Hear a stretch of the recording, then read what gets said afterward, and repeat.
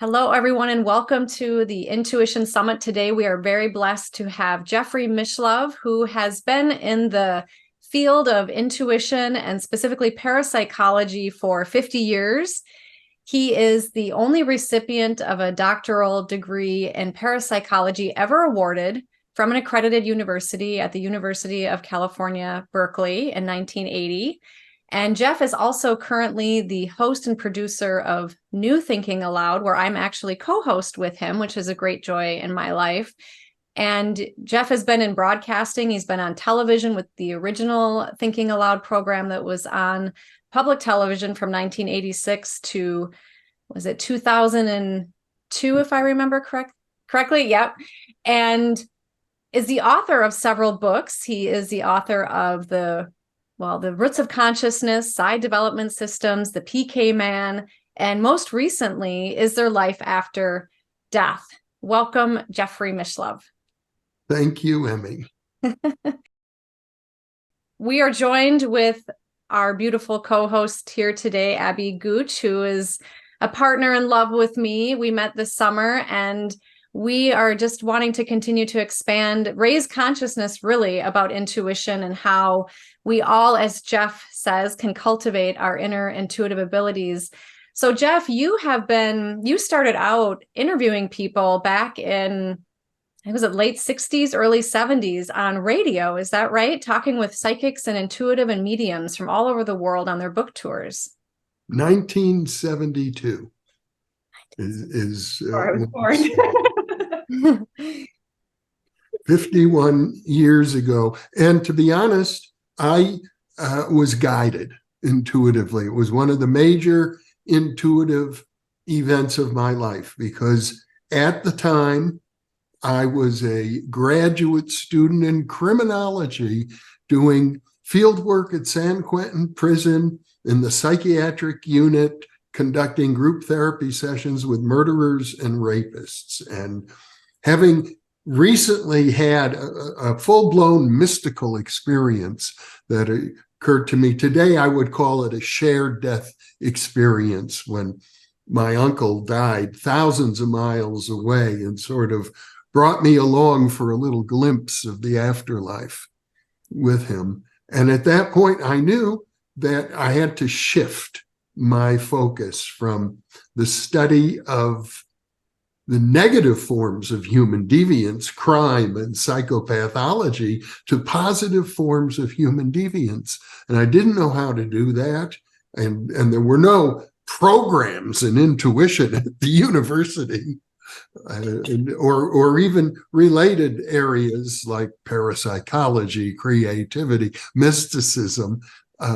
So I agonized for months and months about how I was going to make this, for me, a major career shift, when I had an intuitive knowing, that's the best word for it, a knowing that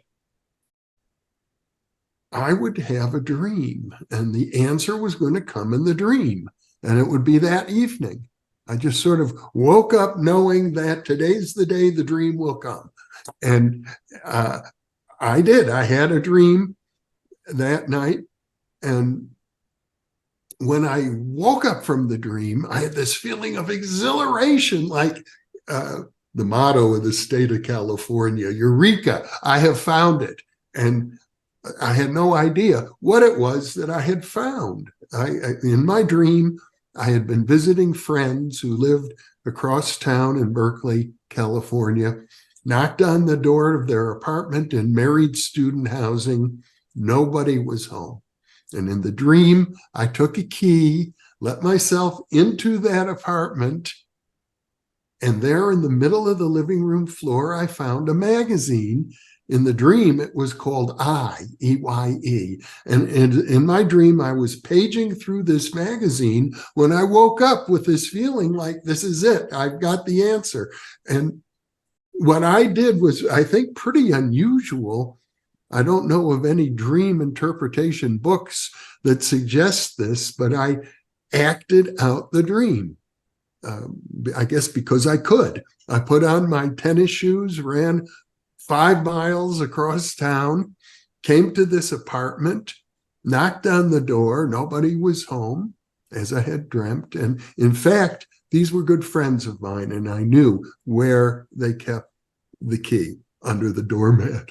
And so I took the key, let myself in, walked into the living room, and there, smack dab in the middle of the living room floor, was a magazine, and the name of it was Focus. Sort of a dream distortion, maybe, I don't know. And I'm paging through the magazine, which was the magazine of the local listener-sponsored radio and television in the San Francisco Bay Area, KQED.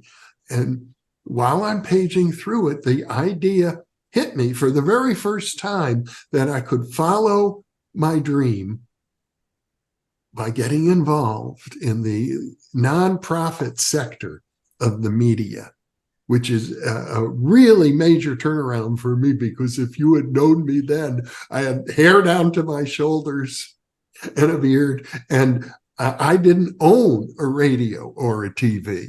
And furthermore, I didn't believe in them. My philosophy at the time was that all the electronic media is phony baloney. I wanted nothing to do with it. But I changed my mind at that moment and went over to the local listener-sponsored station of the Pacifica Network at Berkeley and volunteered. And they said, well, we're very happy to have a new volunteer. All I had to do was sit at this reception desk, and whenever I heard the doorbell ring, push this button to let people in the front door, which I gladly did. And even though at the time I had a master's degree, and within 3 weeks, I had learned how to produce a radio program. I did a radio program about how you don't have to be from out of town to be psychic. I just interviewed a lot of local people I knew. And the program director liked it and said, oh, we have a slot for you. Would you mind hosting this regular program every Tuesday and Thursday at noon? So I found myself within just a few weeks of this dream, sitting across a table from world-class experts, people, for example, like Robert Monroe, who had written Journeys Out of the Body, and many other people who are authors of new books and all the topics that I was interested in. And they're on their book tour. Of course, they're going to come through the San Francisco Bay Area, and KQED was one of the most powerful radio stations with a 50,000 watt transmitter. And so I got to interview these people, which gave me the confidence to then go back to the university and take advantage of an obscure rule they had to create an individual, interdisciplinary doctoral major in parapsychology, so that's how it all began. It was intuitive from the get-go. Ah, it's such a beautiful story and very inspiring of how your dreams and your inner knowing can really guide you on your life path. And for those who are not familiar, can you just share what parapsychology is? Parapsychology is a science. It is, for example, the Parapsychological Association is affiliated with the American Association for the Advancement of Science. And it is the science that studies extrasensory perception, the ability of the human mind to perceive information far removed from the normal sensory system, information from the future, information from the distant past, information from far away, or information sealed in an envelope so that it couldn't be accessed, or sealed in a computer, or sealed underwater, etc. So that's one major topic. And the next major topic is psychokinesis, or mind over matter, the ability of the human mind to influence physical systems without the mediation of the motor system of your muscles. So it could be distant healing, it could be metal bending, it could be influencing the movement of subatomic particles, for example. There are many different experiments that have been done. And then the third area that is of passing interest to parapsychologists and was really the major area of interest of a discipline that still exists that sort of preceded parapsychology. It's called psychical research, and the Society for Psychical Research still exists, is to look at the question of life after death. Which you know a thing or two about in a big way. One thing I didn't mention at the beginning is that Jeffrey Mishlove is the grand prize winner of the Bigelow Institute for Consciousness Studies essay competition for the best evidence for the continuation of consciousness in the afterlife. And that essay competition was held in 2021. And there were many people from around the world, leaders in this area, who've been doing research on this. And Jeff, you had the winning essay, although I know you've been very kind and that you respect a lot of the other essays that also were submitted. It's what got me started to begin with when I had the shared death experience of my Uncle Harry. That sort of set me off on a serious inquiry, although, you know, as a child of the 1960s, I first went to college as an undergraduate in 1965. It was an era in which there was a wave of interest in mysticism and the paranormal, along with protesting the war in Vietnam and along with widespread use of what are now called entheogens, or what were then known as psychedelics, mind-expanding drugs. So all of those things sort of contributed to the path that I ended up taking. Yeah. And you are also the former president of the Intuition Network, which is a topic of our conversation today. Can you share a little bit about how you came to be president of that organization and that journey? The Intuition Network was originally founded by Weston Agor, who was a professor of business administration at the University of Texas in El Paso. And he had written several books about intuition in management. And he ended up getting funding from a very interesting man in your neck of the woods, Emmy, Buck Charlson, or Lynn was his actual name, but everybody called him Buck.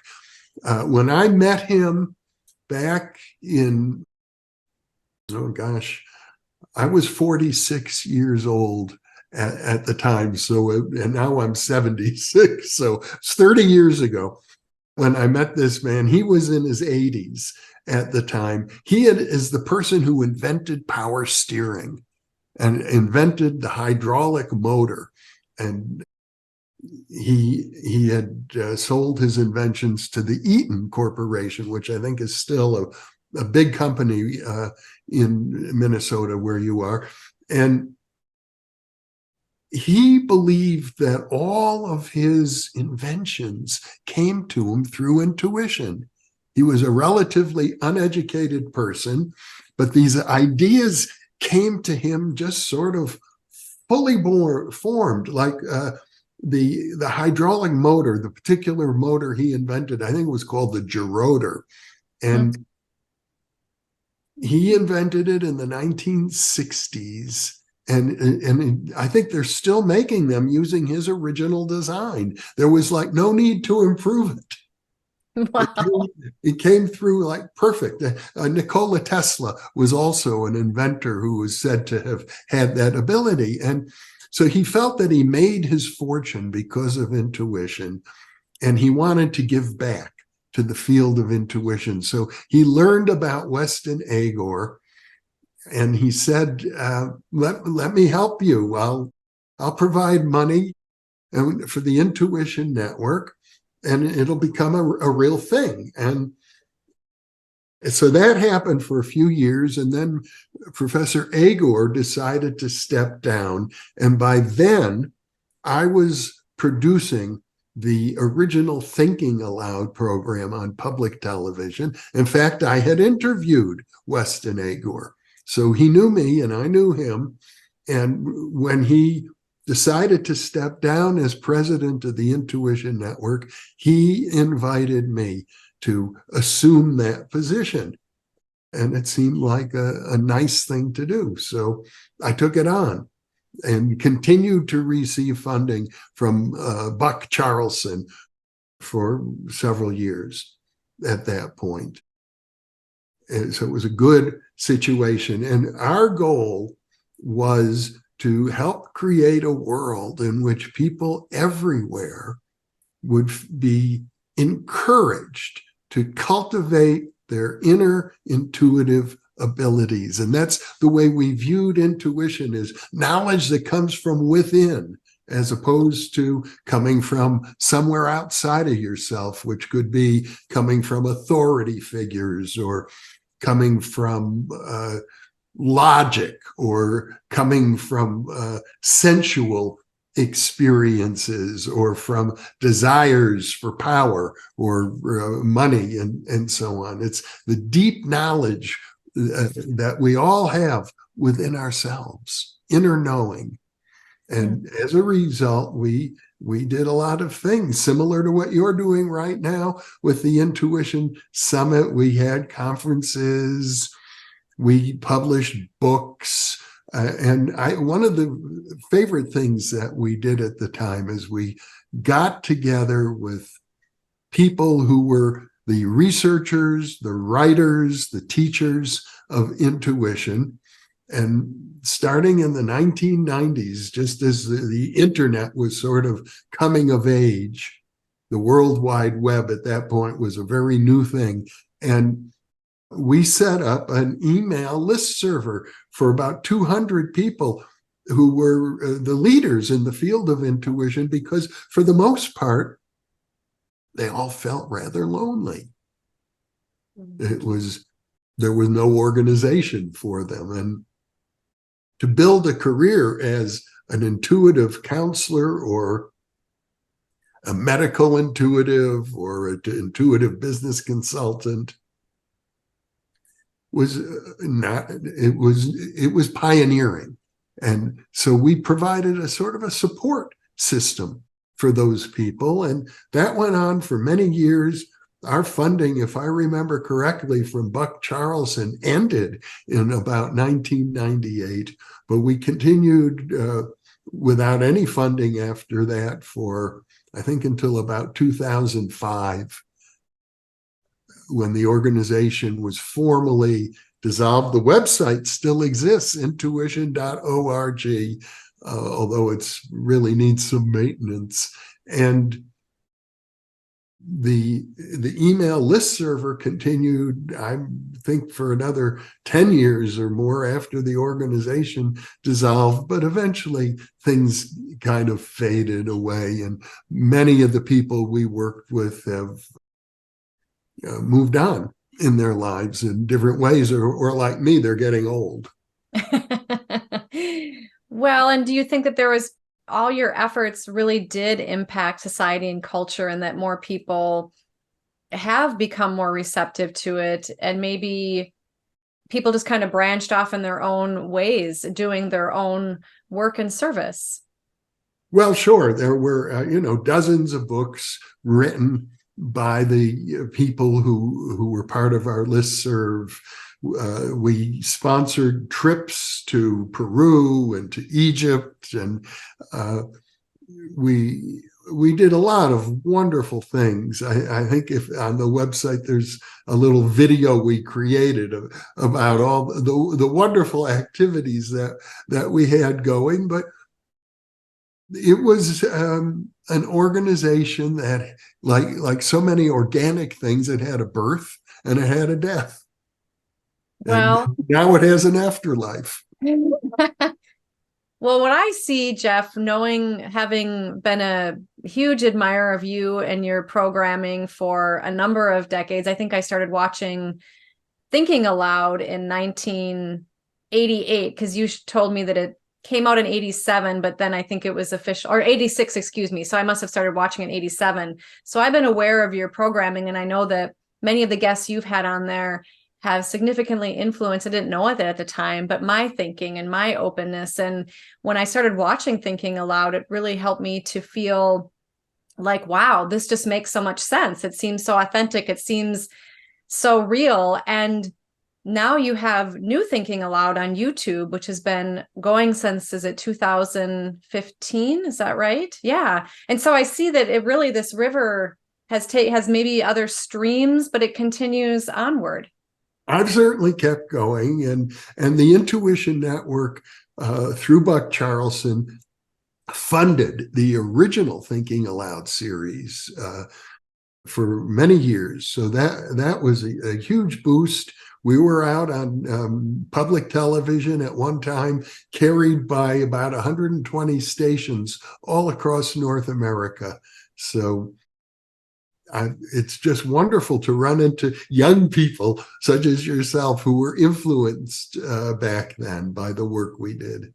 Yeah. And people I still see on social media that people are continuing to share little excerpts. And I know you are as well. And your former partner, is it Arthur Block, Yeah.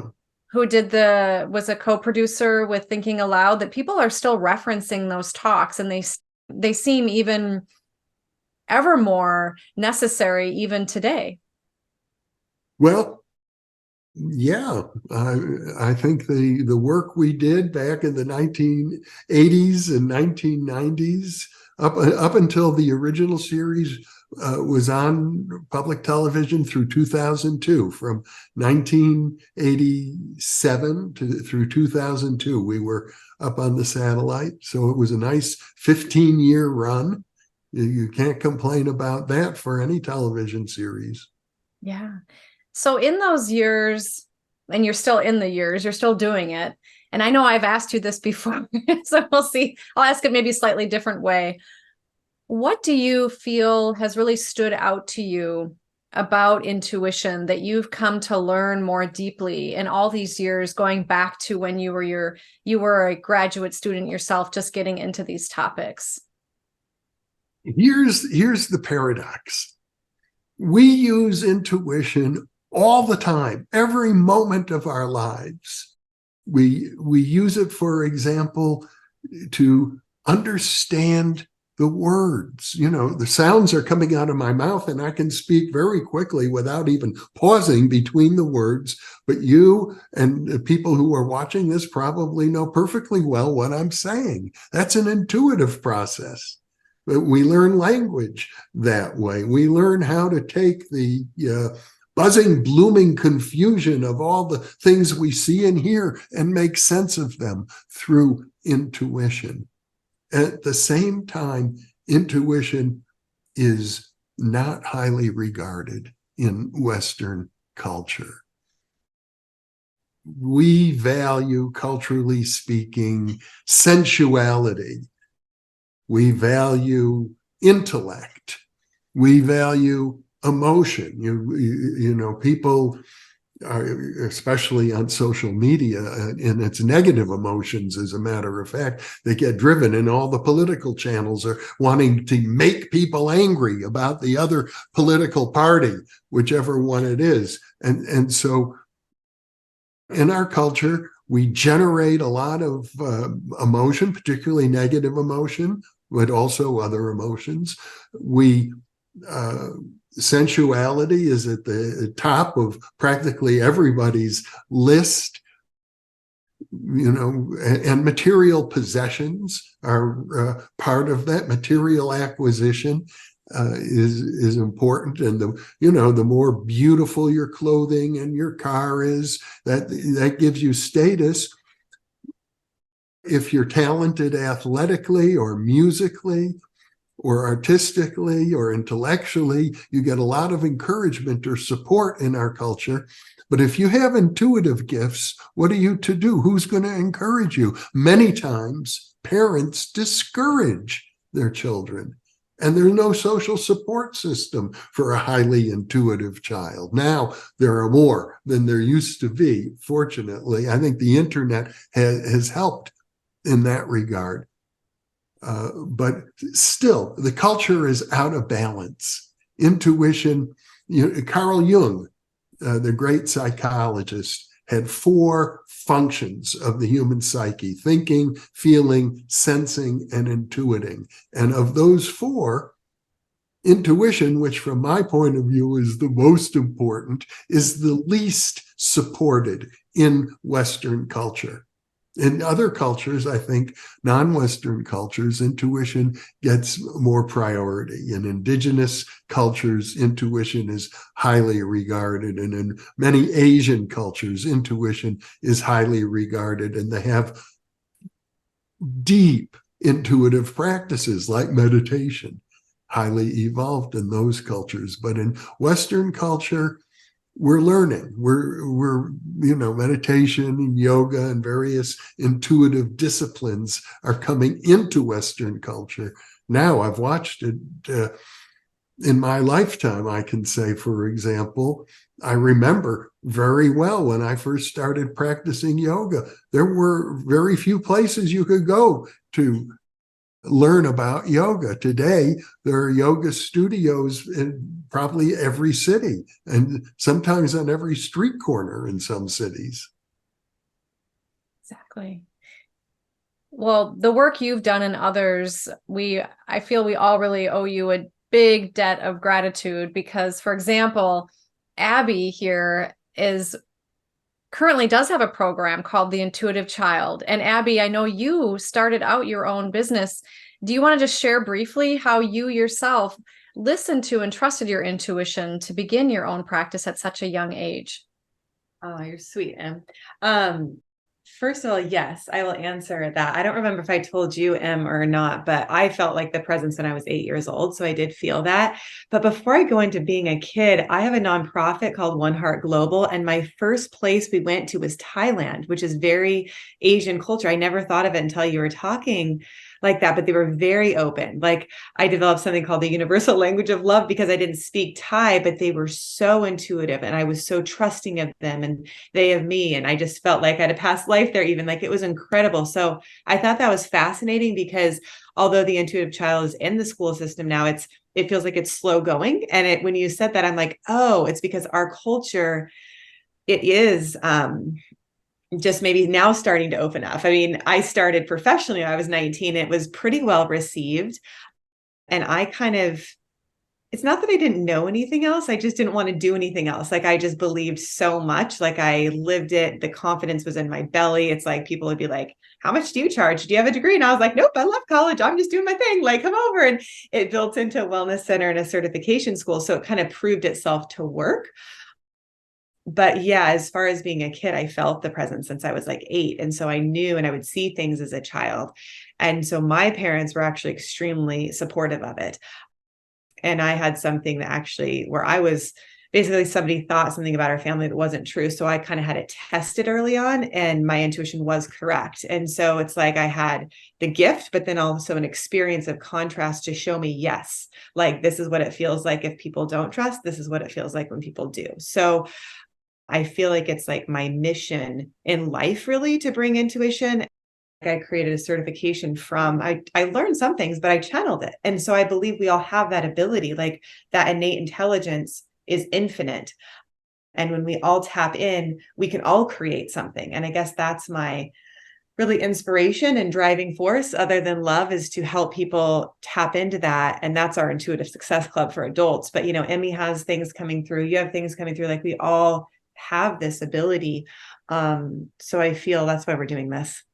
But yeah, the intuitive child is just helping kids activate it like I do for adults, but really creating the space, right, of unconditional love and acceptance for them to trust some of the kids I've taught, like they were like, hey, Miss Abby, like doing their own businesses under a tree, like making dish soap and like starting to sell, like they know innately what to do. So it's just having that encouragement to help them along the way. So yeah, the intuitive child.co if anybody wants to check it out. But yeah, thanks for asking him. That's it. Yeah. You had parents who were supportive of you, and not everybody has that, but that's a great example of if parents can be more supportive, what the world can do. And Jeff, how was your family with your chosen path in life? As far as, that's a pretty wild change from academia to want to go into afterlife and communication with deceased and creativity, and when really there weren't many jobs at that time for it, I would imagine.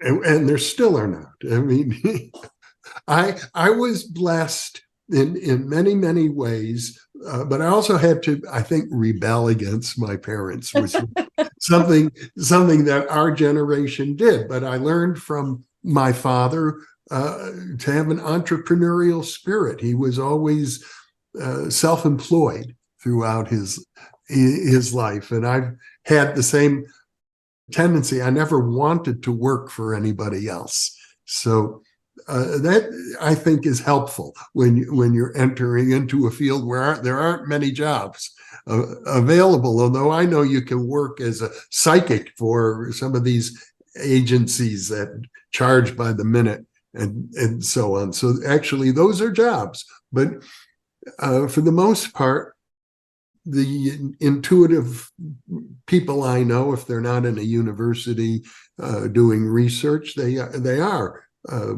independent consultants. So I had that. And then the funniest thing, when I grew up, I remember when I was in my early 20s, I went to see a psychotherapist. I was sort of discontent. And they said, what's the matter with you? And I said, well, I wish I had been born in a family of yogis. And what turned out is that after that, my mother became a yoga teacher. Awesome. And she taught yoga for 30 or 40 years before her death.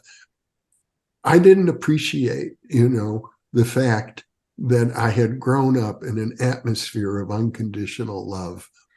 And I certainly got that from my mother. And it's not a gift that everybody has. I talk to a lot of people who, grew up with less than that. But to me, that is the most important thing. And you mentioned that, Abby, in your work with children, unconditional love.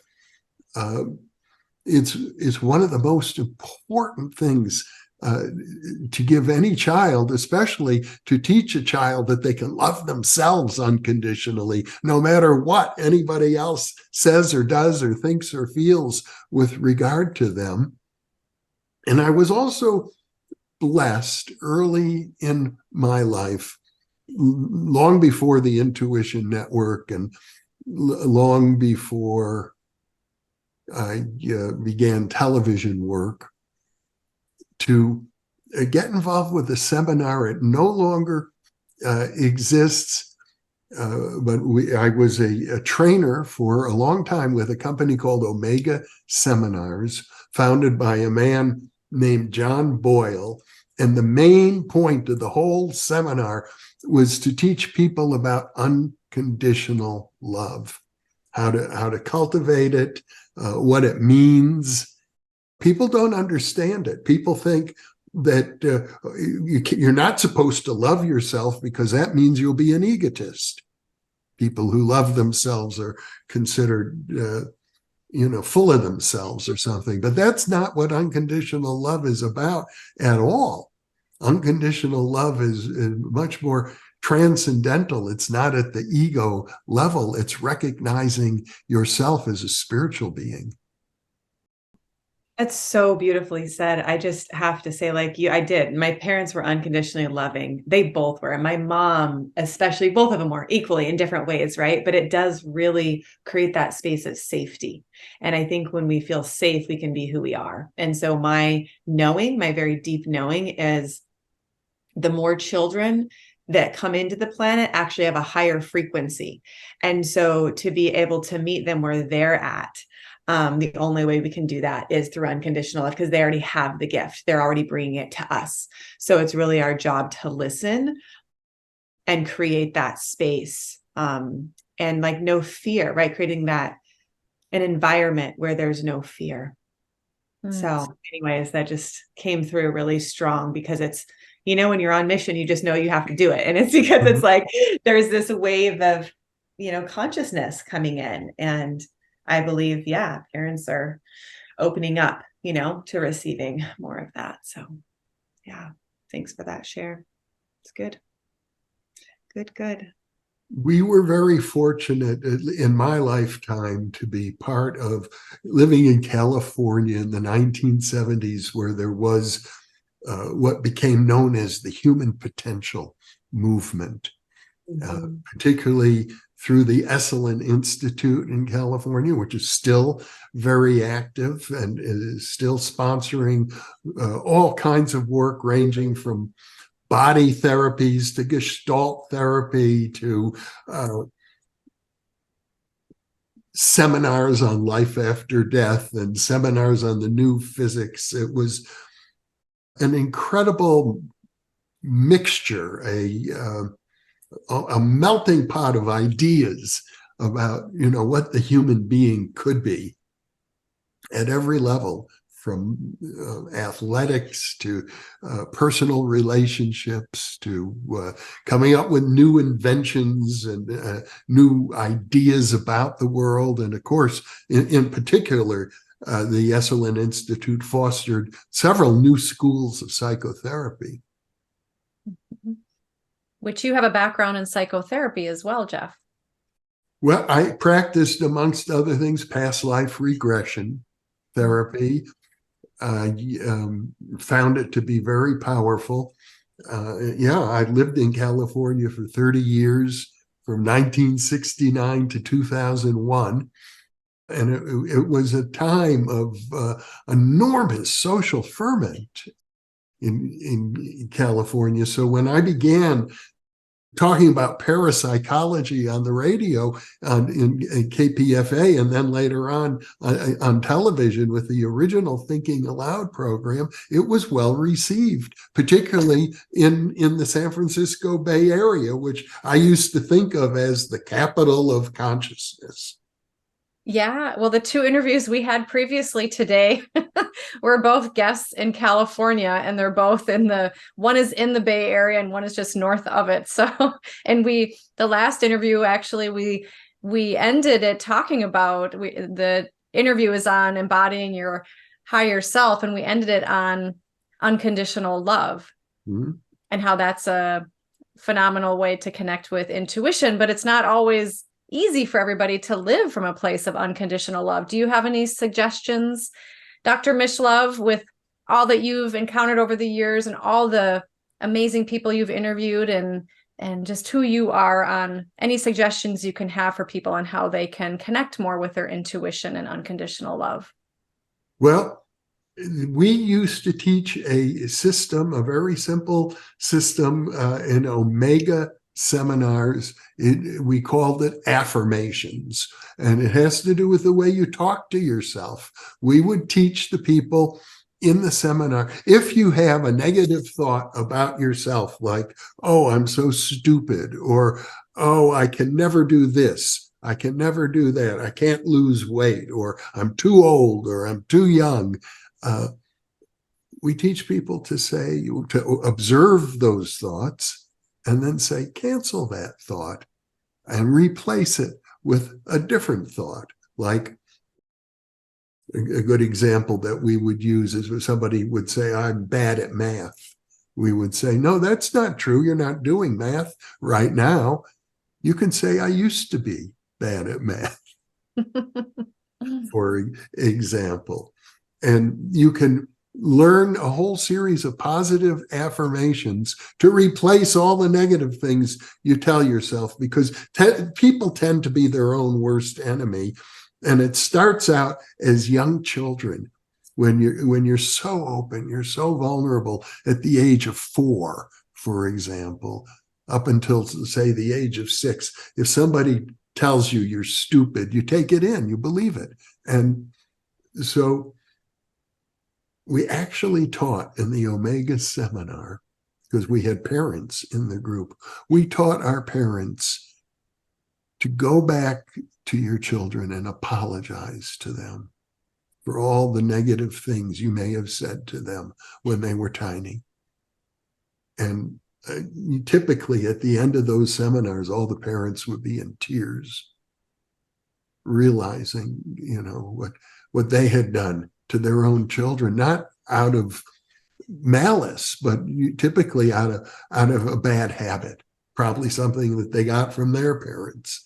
And so that kind of negative programming can be undone, and you can undo it through simple processes of, we call it affirmations, but you could think of it as suggestion. I was a hypnotherapist, and I think the power of suggestion, next to the power of love, the power of suggestion is one of the strongest forces in the world. It's used by advertisers all the time. So, and they take advantage of repetition. So if you constantly repeat to yourself, for example, I love myself unconditionally, no matter what I said or I did or I thought or I felt, and no matter what anybody else said, did, thought, or felt with regard to me, I love myself unconditionally because, of course, I'm a pure spirit. The true inner nature is unaffected by all of these incidents that take place historically as we grow up, the things that people say to us, the wounds that we get, we can learn to let go of. Beautifully said, Jeffrey. I love it. It's like an affirmation. I'm like, let me write that down. We had a program we called the 3 Magic Words. And in fact, there was a school in Minnesota that was a poorly performing school. The children were delinquents and their grades were poor. And they hired Omega seminars to come in and do the 3 Magic Words program. With the 3 Magic Words were, I love myself. The little kids, when they come into school in the morning, the principal would be standing at the door, and the kids would have to say to the principal, I love myself, before they could enter the school. And sometimes the kids you could tell they were, because it can become a ritual, which is meaningless. Sometimes the kids would say, I love myself. And then they'd say under their breath, no, I really don't. And the principal would catch them and have a little talk with them about what it meant to really love yourself, in spite of the fact that somebody might have said something nasty to you, for example. And what happened was the grades went up and the behavioral problems were reduced. The program was very successful, and I think for a long time it was widely adopted. Now, Omega Seminars doesn't exist to my knowledge anymore, but I think they had a big influence in a movement that was known at the time as total unconditional love. And to me, that's at the heart of intuition. It's at the heart also of the whole exploration of the afterlife. When people have, for example, the near-death experience, they come back and say many times, not always, but many times, I entered into a realm of pure love beyond anything you can imagine on the physical plane. We interviewed one woman on the New Thinking Aloud channel, Elizabeth Crone, who said, I'm a mother. I know about love. I love my children unconditionally. But when I had this experience in the afterlife, after being struck by lightning, I experienced a form of love that totally transcended normal human love. That's there for us. That's part of, actually, it's part of the inner realm available to everybody. I love that. So true.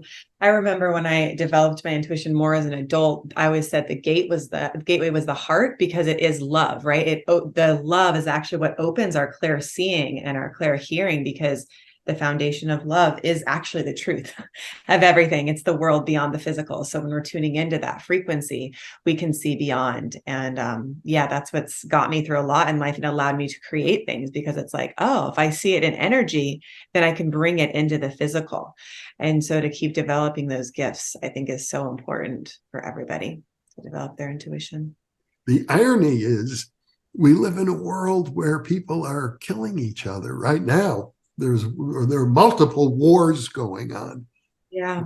Where people want nothing more than to, well, they think they want nothing more, but than to exterminate the people they've identified as their enemies, and they're out doing it. But my intuition is that at base, these people love each other.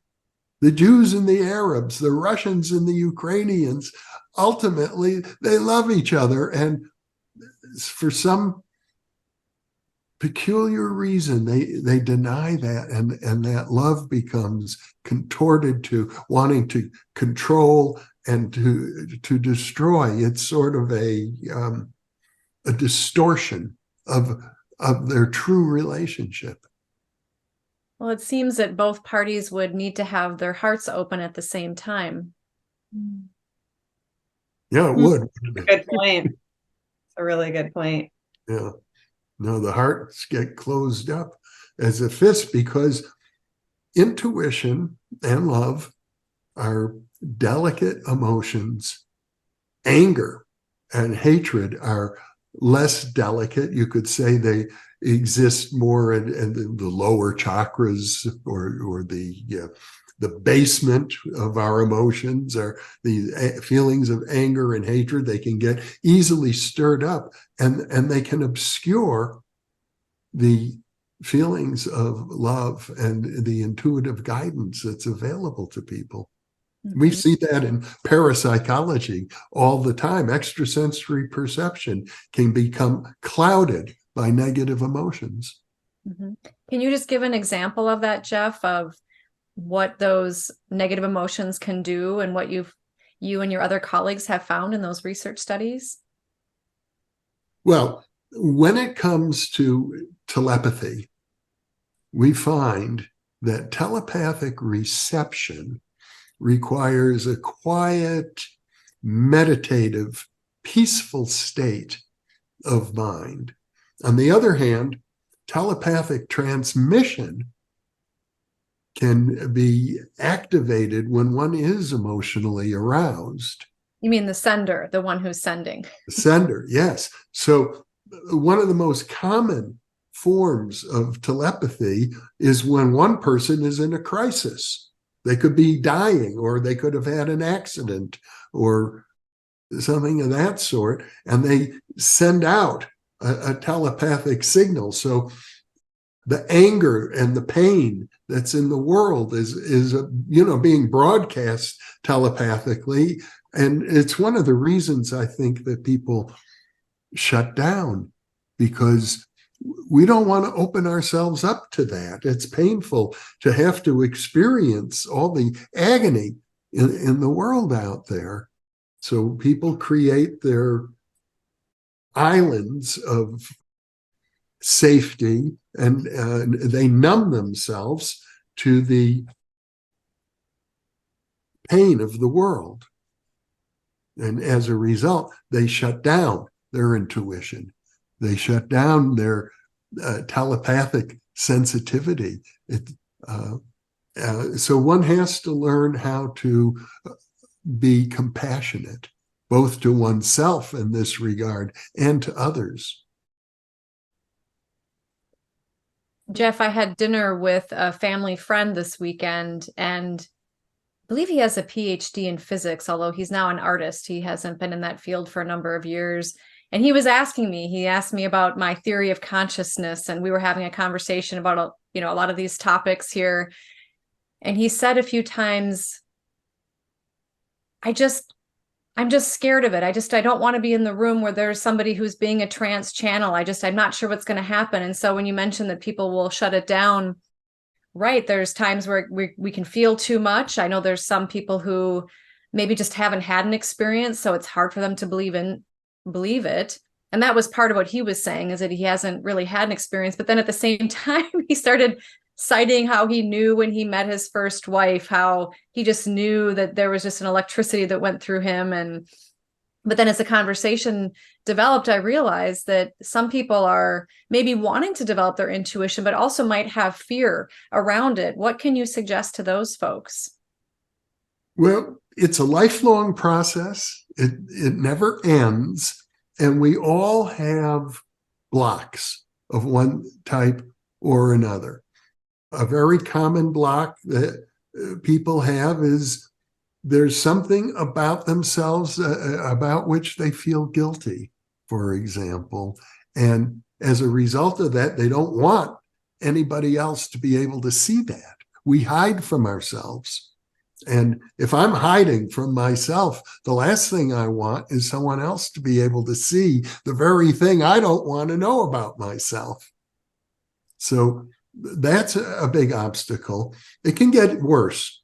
It can get worse in the sense that sometimes people feel so guilty about something, they want to punish themselves. And at a subconscious level.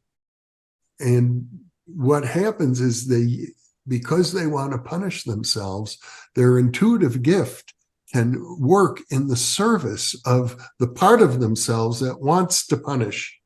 So they end up having bad luck repeated over and over again. Like self-sabotage? Yes, it could be self-sabotage. It was eloquently described by Jewel Eisenbug, a psychoanalyst who was a parapsychologist who wrote a book called Parasology and the Unconscious. And he used the example of a woman who was having an affair, a married woman having an affair. So she went to the movies with her boyfriend, and what would happen, but they'd end up seated right in front of the friends of her husband. So she got exposed because of that. It was, a form of self-sabotage, you could say. On the other hand, maybe it worked out for the best. But human life is full of these complexities. Nobody's life or very few of us can say they have a life that is unimpaired by these kinds of human dramas. Mm-hmm. I've certainly had a handful of them, mostly not, but at least a handful. Yes. You frequently encourage people to become the best versions of themselves. What is your vision? And I know this is something that you're working toward, Abby's working toward, I'm working toward, is for more people, like the original mission of the Intuition Network, to support people to cultivate their inner intuitive abilities. What is the highest vision you have for our society and culture around intuition? Well, Emmy, you recently interviewed Carolyn Mace. Yes. And she has written, and I think of it as a metaphor, but it's quite eloquent. She writes about what she calls a spiritual contract that we make before sacred contract. A sacred contract make in consultation with our guides and our angels and our higher spirits before we take on a new incarnation.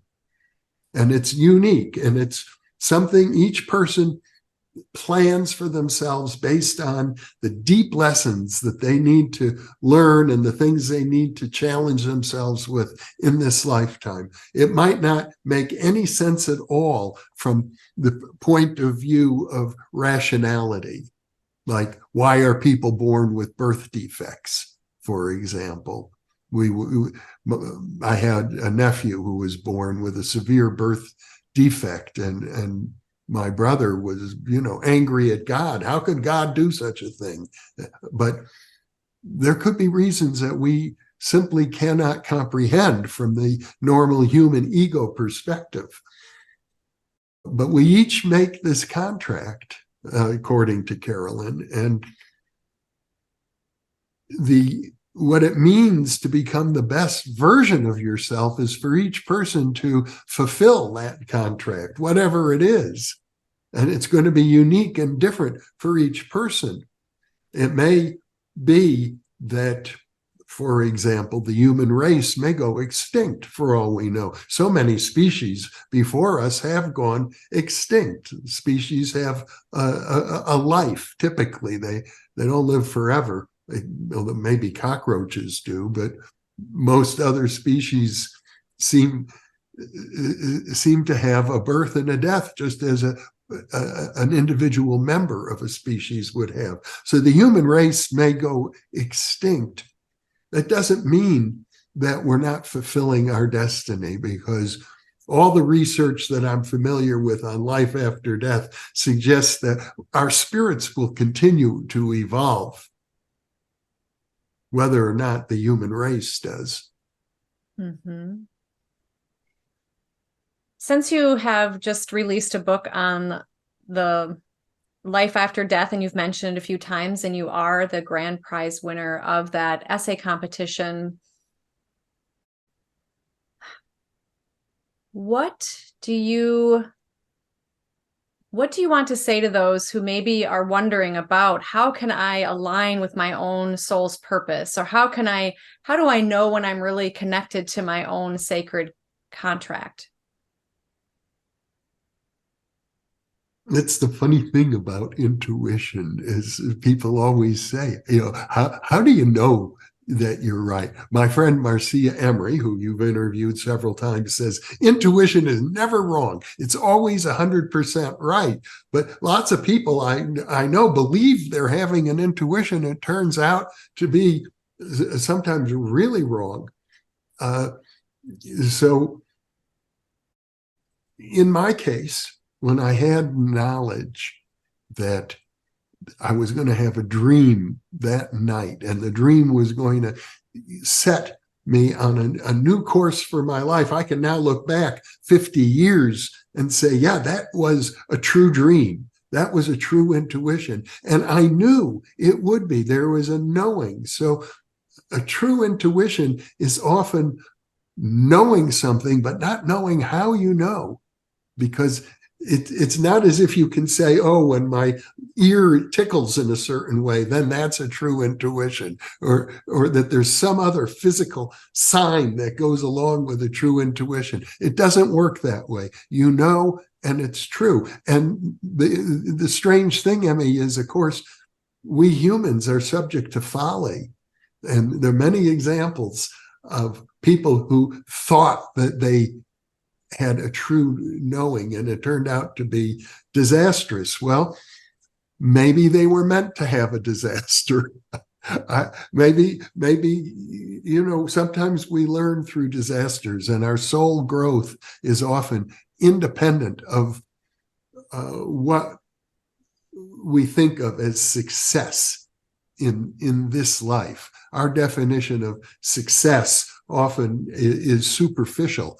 It means, to be a successful person, you want to have a lot of money, you want to have fancy cars or clothing or possessions, and or a happy marriage with lots of children. Those definitions of success are very nice, but they don't really get at what it means for an individual soul to be successful.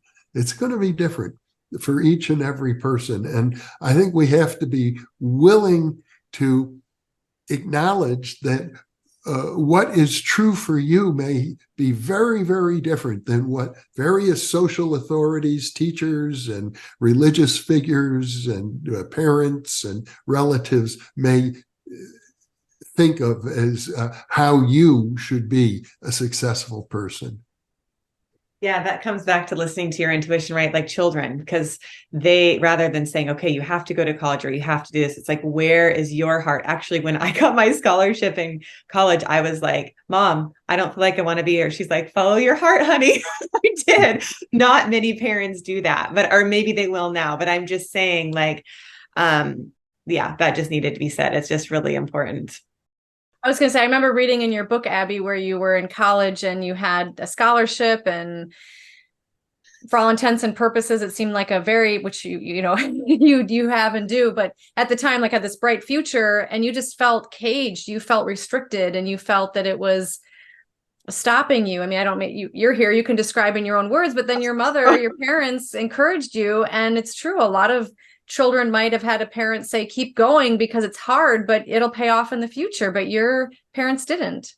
Or not even that it's hard, that like it's what society says you should do, right? And so that's where it's like I created a path because I'm like, the road less traveled, oh well, hopefully people will follow me, and they did. But I did have the courage because it was innate. Kind of like I said, like it's, to me, when you were talking, Jeffrey, I also say it's knowing, like your intuition is your knowing, because I feel like that's just, it's just a part of you, you know? And when you listen to that part, you will ultimately fulfill your soul purpose when you listen to it. And maybe that knowing does bring you to some lessons, but that knowing is your soul's purpose. And the amount of fulfillment and joy that I know I felt is worth like millions of dollars, because you feel so amazing. So that is, to me, success, living your purpose. So I agree with you. And I agree with you. Yay. That's awesome. Emmy, do you agree with us? 1,000,000% I agree with you. And that's why I'm so grateful and just overcome with so much joy being with both of you here today, because I feel the love among all three of us. And I feel that our passion has really inspired and ignited a lot of others. And I'm grateful for that. And also it's supporting us with our own unique mission. So, well, Jeff, is there anything else you want to share today about the Intuition Network? I know you've offered so much already to all of us. Well, I hope that since you're creating this Intuition Summit and you're reaching out to a new generation of people, you'll think of some good ways to follow up. For the people who attend, I would encourage some kind of a social media platform where people can once again support each other, the way we had leaders in the Intuition Network supporting each other for so many years with an email list server. Yeah. Good idea. Well, thank you for that suggestion. What's that, Abby? Get a social media group going. That's a great idea to keep the conversation going. Is that what you mean? Yeah, to get a social media, a Facebook group, so we can continue the conversation. Something along those lines. Because I think a lot of people will attend your Intuition Summit, and then they'll want to have ongoing interaction and support. They'll know that they're being sent on a journey, and so you want to find ways to keep that journey alive. Yeah, thank you for that suggestion. And also, Jeff, how can people follow you and find out about your wonderful services, interviewing incredible thought leaders and people really on the leading edge of parapsychology, consciousness, intuition, and spirituality? They can go to newthinkingaloud.com. New Thinking Aloud is all one word, and aloud is ALLOWED. Yes. And you also have a free offering that you give to people. Can you share what that is so that they can join in your great efforts? We have a weekly newsletter, an email newsletter. It comes out once a week. We've been doing it now for over 185 consecutive weeks without missing a beat. And it gives the subscribers, it's free, of course, and the subscribers get advance access to the videos that will be released in the following week, as well as many news items, poetry, works of art, and other things of interest. So where can they sign up for your newsletter? We have a foundation. It is the New Thinking Aloud Foundation, and they can go to newthinkingaloud.org for the newsletter. Thank you so much for all that you've shared with us and your incredible, inspiring work that really is a gift to the world, Jeff.